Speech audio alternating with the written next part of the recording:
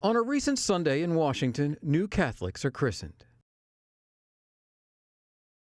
Two more added to the rolls of what has been for generations the single largest religious group in the United States.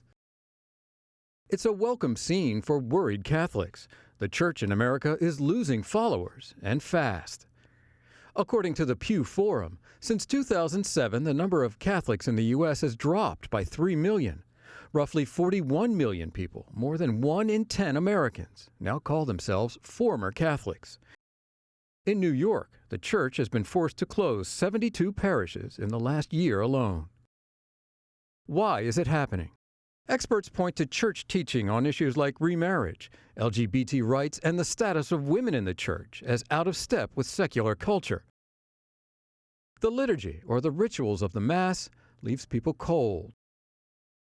And the homilies or sermons irrelevant to their lives. And though many of those complaints aren't new, it's the sexual abuse of children and the cover-up that has magnified problems and undercut the moral authority of leaders. Joe Izzo isn't just any ex-Catholic. He still lives in the neighborhood around Washington's Catholic University, where he was a campus minister. And this was the day of my investiture when I got the habit. As a young man in 1965, Izzo became a Xaverian brother, a teaching order. But he says he was driven by a desire to suppress a growing recognition that he was gay. I felt terrible shame, and at that time thought I was a terrible sinner as a result of the Church's teaching. When Izzo started counseling gay students and staff at Catholic, he was forced out, not just from his job, but from the Church. Izzo says he's found new spirituality as a Quaker, but he's still angry with Francis's predecessor, Pope Benedict, when he was known as Cardinal Ratzinger. He eliminated all forms of dissent against the doctrine, and yet coddled pedophile priests through the bishops and so forth, and kicked openly gay and lesbian folks out of their orders.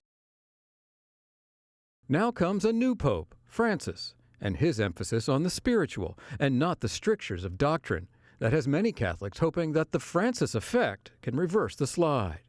But even church advocates say reform has to start at the local level. So if people are attracted to the Church by Pope Francis, and then they walk into a parish and they don't find Pope Francis, instead they find some old fogey who's acts like a judgmental bureaucrat, they're going to turn around and leave again and never come back. He won't bring everyone back, but for many of the faithful, there's hope that Pope Francis can bring new life to a church in trouble.